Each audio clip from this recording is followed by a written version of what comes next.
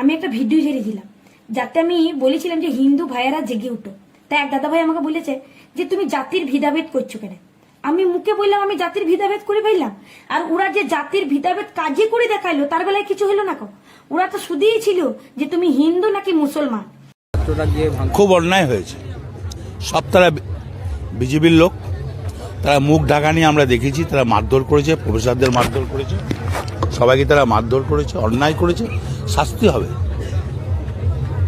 করুক তো, ক্যালকাটায় কোনো হ্যাঁ, হিন্দু বলেছে বাস প্রাণটা নিয়ে নিয়েছে। এবার তুমি বলতেই পারো যে মুসলিম ভাইয়ের কি প্রাণটা যায় না কো। শুনেন, মুসলিম ভাইদের নিয়ে আমাদেরকে কিছু শিখাইতে আসতে হবে না কো, অন্তত ভারতবাসীকে। ভারতবাসীদের হিন্দুদের মনে না ওই মুসলিমদের নিয়ে কিছু শিখাইতে আসতে হবে না কো, কারণ তারা ছোট থেকে ইমন শিক্ষায় ইয়েতে ইউনিভার্সিটিতে করুক তো, বিশ্বভারতীতে কত হিম্মত একবার দেখি। সুটিয়ে লাল করে দেবো, নোংরামি বার করে দেবো।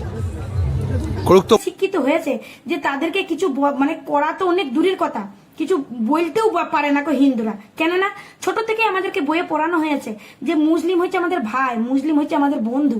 কিন্তু আপনারা কি জানেন ওদের বইয়েতে কি লেখা আছে? গুদা বাংলায় যেটা বুঝবেন সেইটা বলি, ওদের বইয়েতে লেখা আছে হিন্দু মানেই হচ্ছে ওদের শত্রু। তাহলে কেন লেখা থাকবে?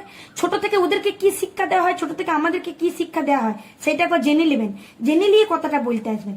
ওরা যা করে সেই করণীয় কথাটাই আমি বলি, তখন আপনাদের গায়ে লেগে যায়।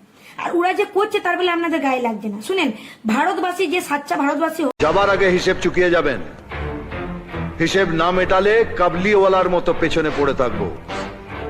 রনে বনে জলে জঙ্গলে যেখানেই গা ঢাকা দিবে আমারে দেখিতে পাইবে। Fatakeshto is everywhere.